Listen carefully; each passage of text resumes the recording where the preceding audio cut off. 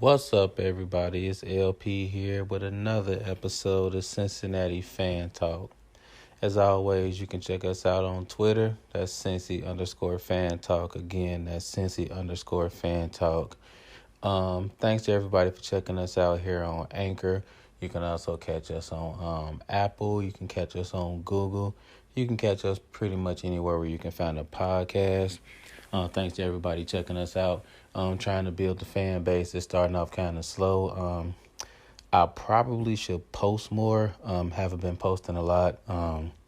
This is definitely not the main hustle. I guess you could call this the side hustle. I'm usually teaching bad seventh graders for the most part. Not really bad. They seventh graders. I mean, they do what they do. So I'm here on this talking once a week. I'll try to get on here more. I'll definitely be on here more, since it's March Madness and whatnot. We'll see what UC and X do. So, those are Cincy sports teams. So we'll see how it go. On this podcast, sorry about that. On this podcast, we'll talk a little XU. We'll talk a little UC. But first, we're gonna get into a little bit of Bengals.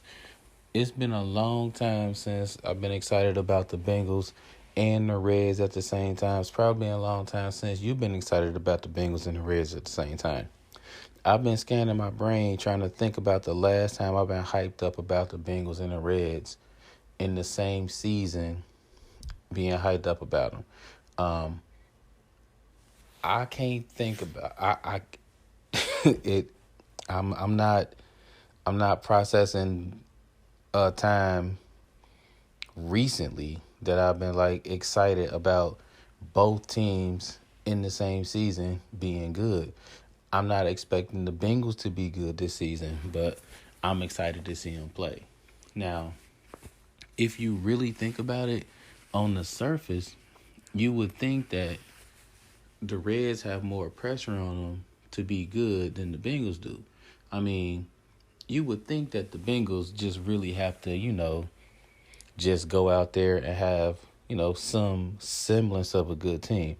I mean, they only won 2 games last year. So, as long as they look the part, Joe Burrow, I mean, he got to be the first pick. I mean, if he ain't the first pick, I don't know what to tell the Bengals. I really don't. I mean, all the excitement that we got for the season, it's just that's what it pretty much do.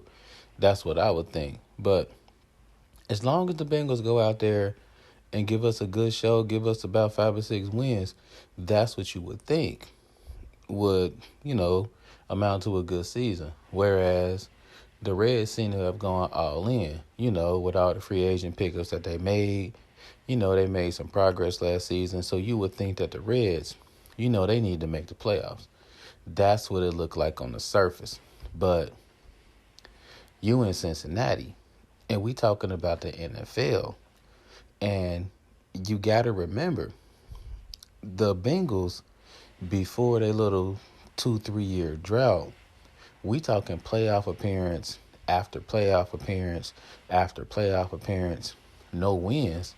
But we talking consistent playoff appearances. And if you look at the roster for the Bengals, injuries hit hard. Looking at that roster, you got a lot of good pieces.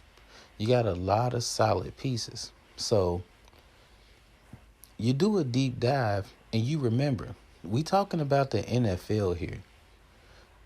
Think about this. Now, just follow me for a second. Now, this is called Cincinnati Fan Talk. So I do realize that, for my 5 or 6 people that's been listening to the podcast here on Anchor, shout out to Anchor, we appreciate it. So to my 5 or 6 people that's been listening to it, from the beginning, my diehards, we've been going kind of easy, but really think about it. The season start up, everybody's all excited and everything, everybody, yeah, it's great, We want everybody to do well. As long as you look good, as long as it was better than last year, blah, blah, blah. The season starts. All of that goes out of the window.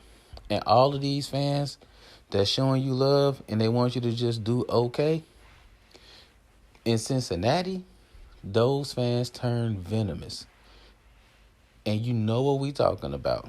If you don't believe me, cruise through Bengals Twitter on a Sunday afternoon and just look at what's happening. Just take a look at that Twitter feed. It's ridiculous. Like, the Bengals could be up 6. The Bengals could be up 14. The Bengals could be down 3. No positivity whatsoever. So you got to be on the lookout for that. I mean, it really doesn't matter, like, how good the Bengals look. If the Bengals aren't winning, there won't be much positivity. And that's one of the main things that really bothers me about the Bengals fan base. Like, it really bothers me. There's very little positivity. Like, I like how everybody's rallying around Joe Burrow. Like, I really like that. However, will the Cincinnati fan base really be there to give him some slack when he throws those 3 interceptions in a game? Or will we start hearing, oh, he looks like Baker last season. Oh, should we have gotten Tua? Will this be the stuff that we hear? Or will we realize that we're dealing with a rookie? He's going to do rookie things. He's going to have those mistakes. Peyton Manning threw about 21 interceptions his first year. Had a pretty good career, right? Rookies make rookie mistakes, especially if you let them play first year. This stuff is going to happen. So, here's the exercise that I would suggest Bengals fans do. This is what I would do. Bengals fans, ask yourself one question. Just one question. Bengals fans, what do you expect from the Bengals this season?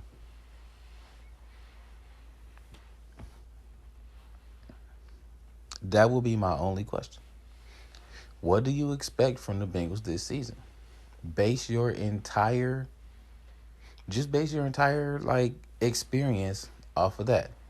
Me personally, what I expect from the Bengals this season, I expect the Bengals to win 6 games.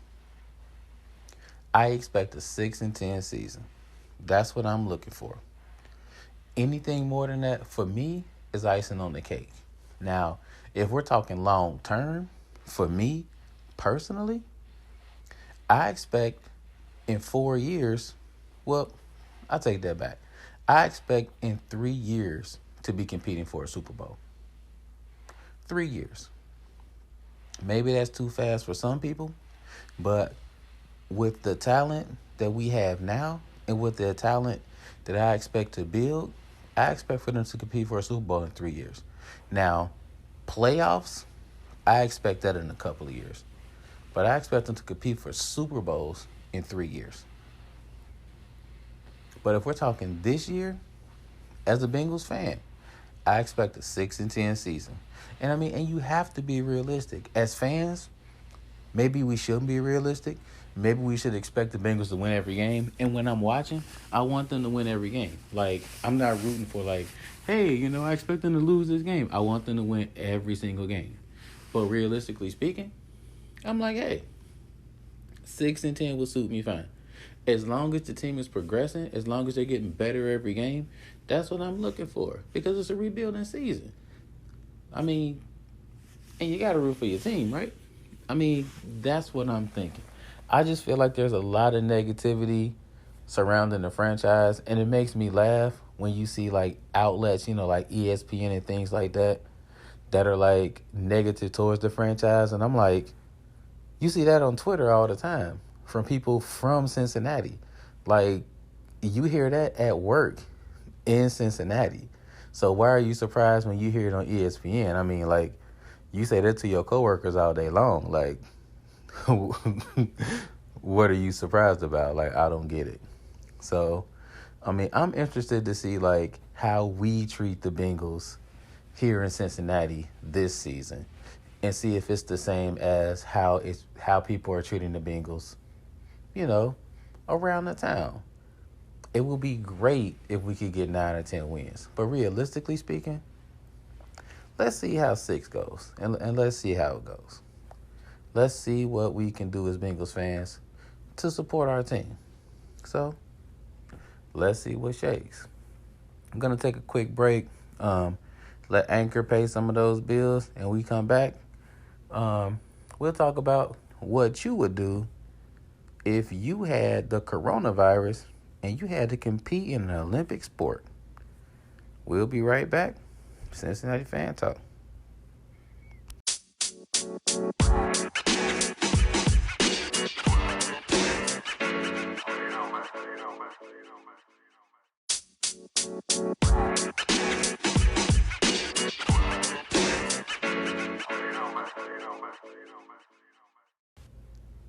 Hey, everybody. We back here at Cincy Fan Talk. As always, if you want to continue the conversation, you can go ahead and leave a voice recording here on Anchor, or you can catch me on the socials. That's Cincy_Fan Talk, and you can catch that on Twitter. I'm sitting here watching, some college hoop, which I'll pretty much be doing all of March, which will piss my entire family off pretty much the entire month. I'm watching NIT, I'm watching NCAA, I'm watching college invitational tournaments. I'm watching it all. Side note, I really hope that NIT tries that Elam ending. That would be absolutely awesome. I talked about that on the previous podcast. Like, that would be extremely dope if they tried that. Definitely like go 4 quarters. That fourth quarter, cut it off at the 4 minute mark, and just go ahead and add 9 points to the winning team score, and just go for it. That would be a really smooth move if they tried that. Like, and just see how it goes. And if it goes well, add it to the college game. Not only would it speed the game up, but it would be a really interesting wrinkle. It would eliminate the fouls at the end of the games. It would eliminate overtime, which would be great for the end of tournament games, because it wouldn't tire out the team so much during tournament time, because I feel like it would eliminate that advantage for the other teams. Like, you have a team that advances to the next round, and they're playing a team with dead legs from like a double overtime game, which I don't think is fair. And more than anything, like, that strategic element is just there, because I wouldn't say it's more of a street ball game, but now you have to play defense and you can't foul. Like, that's awesome to me, because you actually have to play defense and you can't bail out the other team by fouling. Like, I think that's excellent. But I digress. and I do apologize. Like, I'm a basketball nut, so I do apologize for that. So anyway, I'm watching this basketball game, and I'm continuously watching what's scrolling over the screen, on the bottom of the screen, about the Olympics being threatened from the coronavirus. And in my head, I'm thinking, if I'm like an elite javelin thrower or like a discus thrower or something like that, if it was me and they gave me the option, like, Mr. LP, we're giving you the option of going to the Olympics and taking this in your hands, and you assume the risk of catching the coronavirus, and we leave it up to you, but it's your risk alone. Do you accept the risk of going to Tokyo to compete in the games? would you accept that risk? Um, you guys out there, all six of you, would you accept that risk? Um, I feel like, me personally, I feel like 95% of elite athletes would definitely assume that risk. I mean, you're talking about athletes that have worked probably 17, 18 years for something that they might have like one, maybe two chances to compete in, because it comes like once every 4 years. And they're only going to get this shot maybe two times in their natural life. And then after that, that window passes forever. And they're not going to get to do it again. So there's only maybe like 5% of the population that's going to pass on that. And that's people that can afford to do it because they have the means to pass up on it. Like their window is so large due to endorsements, due to their athletic skill, or due to the fact that they're just rich enough to pass up on it. Like they're set. The other 95% of the athletes, they may be like doing fencing, or they may be like doing some kind of like obscure sport that they're just really, really good at. There's no way they can pass up on it. Like, it's their shot at a gold medal. Like, coronavirus be damned. Like, I'm going. Like, because it's your shot. Like, how do you not try that? And maybe it's a foolish attitude to have. And, like, maybe it's even a reckless attitude to have. Like, but if you're young, and maybe even if you're, like, kind of sort of old, you kind of look at it like you have this cloak of invincibility about you. You're like, I'm elite. I'm an athlete. I can shake it off. I'll be fine. And even if I'm not fine, I'll make myself fine enough. I'll fight through it. I'll be okay. And you kind of keep telling yourself that. And if you tell yourself something long enough, you tend to believe it. And if you believe it long enough, pretty soon, that's you. And then you're like, okay, I'm good. And then you're to the point where you're like, how did I ever believe that I wasn't good? And pretty soon you're in Tokyo, Japan, and you're like, hey, we're all good. And then hopefully you just don't get sick. I feel like that would be almost everybody's mindset. I mean, honestly, that would be my mindset. I asked about 30 people this question before I did this podcast. Every single person that I asked, when I say I asked 30 people, I counted. I asked 30 people. One person said that they wouldn't do it. That's 29 out of 30 people. And the one person that said that they wouldn't do it thought about it for a while before they said no. So, I mean, what are you going to do? When you think about it, this stuff is kind of scary. I mean, there have been movies about the stuff that's going on right now. I mean, it seems like it's only going to get worse. So, I mean, we all really do have to be safe out here. And definitely hoping something like this doesn't really pan out. Hopefully this is some kind of like weird scenario that's used only for a talking point. So hopefully this is the weirdest thing that comes out of it. But I mean, be safe, wash your hands. Me, when I'm in school, I'm all about fist bumps, and that's it. We're trying to cut back on high fives and everything, and the kids are pretty good about it. They're all about hand sanitizer. So, I mean, that's pretty much what we do. We'll be right back. Talk a little bit about Xavier. Talk a little bit about UC. UC with the big win. But if you think about it, you shouldn't be too surprised that they won. We'll be right back. Cincy Fan Talk.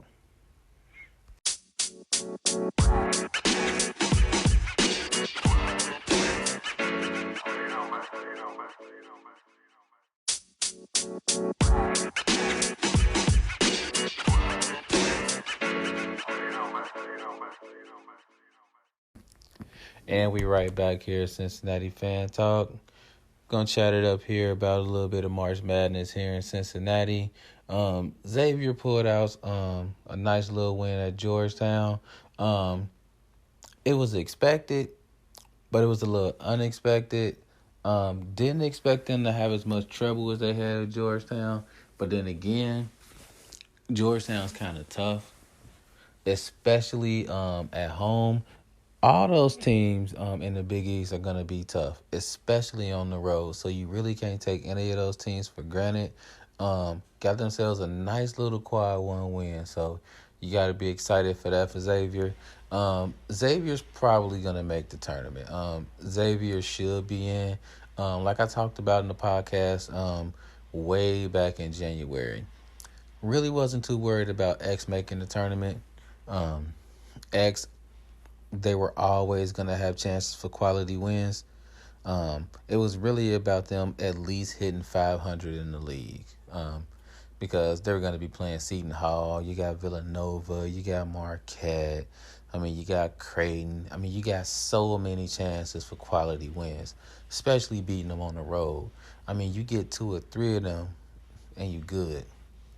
So they weren't really going to miss the tournament as long as they cracked 500 in the league. So they were going to be fine. UC, on the other hand, as soon as they took that L to Bowling Green, I knew they were going to be in some trouble this year. Every time they got a big win, they followed it up with a big loss. You beat Tennessee, you lose to Tulane.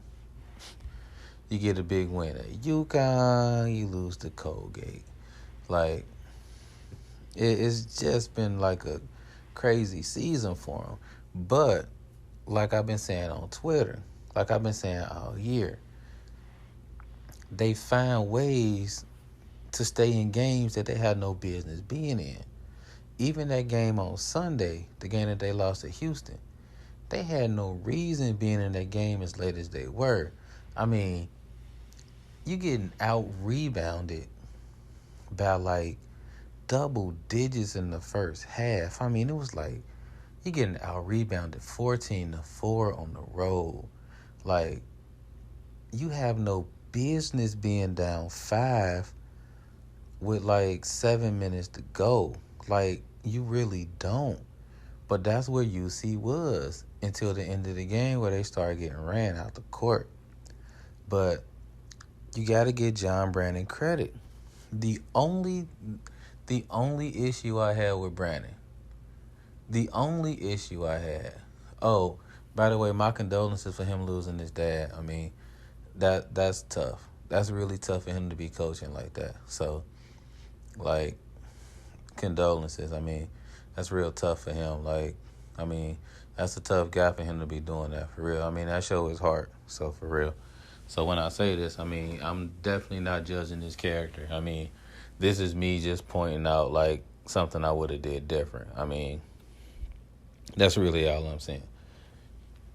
Houston can't shoot worth a damn. They cannot. The only thing I would have did differently against Houston is I would have went zone in the second half, and I would have stayed in zone. Even though they were knocking down shots in the first half, it's no way that was lasting. And in the second half, they were bricking. Because that's the thing about teams that can't shoot. Teams that can't shoot, they'll get hot for a while, and then they'll start bricking. Brick. You got to zone them up. And I feel like what Brandon is doing is the next time he sees them in a game that's going to really count, probably in the conference semifinals or the finals, he'll probably zone them up. And I feel like that's what he was setting them up for. The game mattered, but he probably feels like he'll see him again, and you don't want to give him too much. So I can see him playing the long game because Brandon's smart like that. So I could see that. So now that I think about it, you know what? I give you that, Brandon. Tonight, the game that happened tonight, The game against South Florida, textbook UC game for the season. Game they had no business being in. Playing flat, no Jaron Cumberland, down 11, second half. All of a sudden, players step up. Williams step up. Scott steps up. All of a sudden, they go from down 11 and they up 8. Typical Bearcat season. And you look at any team that's worth a damn, you look at the coach. The coach with the players, they emulate the coach. You got a team that's not quitting. You got a team where you got a star, but you have all of these players that step up. That's coaching. And that's what it really is. That's coaching. So you got to give it to Brandon this season, like you really do, because you got a whole lot of players that aren't necessarily his, and they stepping up. It was a rocky start to the season because they don't know this cat. Like, they don't know this man, and they don't really know how to play for him. Let's be honest. They don't really know if they want to play for him. They look a lot like what Xavier looked like last year. A lot like him. Really rocky early in the year. They don't know this cat. They don't know if they want to play for him because they don't know this man. But after a while, they start understanding, like, hey, this man can coach. They like his style. They understand that they really want to play for him because they understand where he's coming from. And they understand that they really care about the team. They understand that the coach cares about them. So they start kind of giving their all for the team. Both of the coaches, you can kind of see, like, they're really doing the same thing, but in different ways. Like, Brandon and Steele, hey, they've really done the same thing in, like, different seasons. So I really like watching both of these teams play. I like watching UC play, and I like watching X play. So it'll be interesting to watch what happens, like, over the conference tournaments. Really interesting. I said that Xavier would have a tougher road. Kind of switching that up a bit. I'll say it's kind of even Steven. Xavier's gonna have tougher games, but UC is gonna have it kind of tough as well. Like, their games are gonna be like easier, but the caliber of teams are gonna be the same based on the talent level of the teams, if that makes sense.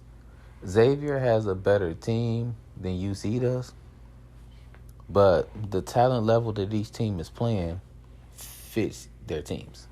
So they're basically playing, like, their conference fits their teams. Put it to them like that. Like, UC's team fits their conference. Xavier's team fits their conference. So it makes perfect sense. I feel like UC can win their conference tournament. I feel like Xavier can make the semifinals. So it'll be an interesting tournament. Both sides. So we'll see how it goes. This will be where I normally sign off at. Want to do something a little bit different. Want to go ahead and give a shout out to Want to go ahead and give a quick shout out to Jalen Rose. He was kind of my motivation for doing this whole podcast thing in the first place. Not really a fan of shouting out Michigan guys. Like, me as an Ohio State grad, wife's an Ohio State grad, daughter going to Ohio State. So, I mean, not really my thing. But, I mean, you got somebody that I watched play basketball when I was, like, in the 4th, 5th grade. And, like, I've been an Ohio State fan since, like, 4th, 5th grade. But you ask anybody from the hood, no matter what team they rooted for, like, whatever team you rooted for, you took a break from rooting for that team for, like, what did I say, 4th, 5th grade? I think I was a little bit older than that. But, like, whatever team you rooted for, you took a break for rooting for that team for like 2, 3 years when the Fab Five played, cause like they was just different. Like you were looking at a team that looked like the team that they just looked like the guys from your neighborhood.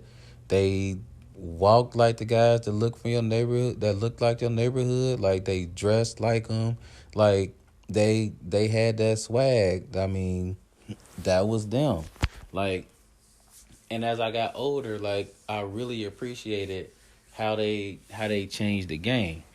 And then Jalen Rose ended up playing for my favorite team, the Indiana Pacers. Like my favorite team, like ever. So he's playing with my favorite player, Reggie Miller. Like favorite player ever. So I'm in college, like rooting hard for Jalen Rose to like beat the Lakers.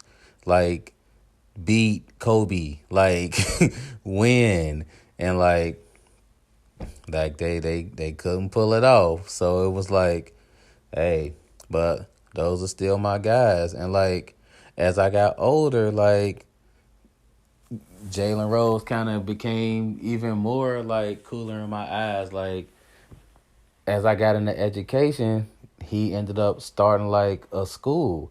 So me being like a black educator, I'm seeing him like starting a school with like helping like African Americans and like other like kids like go to college. And I'm like looking up his school and I'm seeing like a 100% like graduation rate, and like they're all going to college. And I'm like, there are very few like African American male teachers, and I'm seeing like an African American male like helping kids get to college. And I'm like, you can like forget all of the basketball stuff, like forget that stuff. Like he's actually doing things like that I'm doing as an educator on like a way bigger scale. And like I thought that was like extremely dope. So I mean, shout out to him for doing that, because even before like LeBron did it, like I saw him kind of doing that first. So shout out to Jalen Rose. I just kind of wanted to say that. Like I always wanted to say that. So even though he a Michigan man, I just figured I kind of put that out there because like he's one of the one of the Michigan guys I kind of root for. So shout out to Jalen. On that note, we're going to go ahead and kind of roll out. As always, you can kind of hit me on the socials. Well, the one social I'm on, that's Cincy_fan talk. And that's on Twitter. Hit me up. Always looking for a good talk. Some people catch me on there. Some people don't. But most people do. You can go ahead and find me on there. On that note, we out. LP, Cincinnati Fan Talk. Catch you later.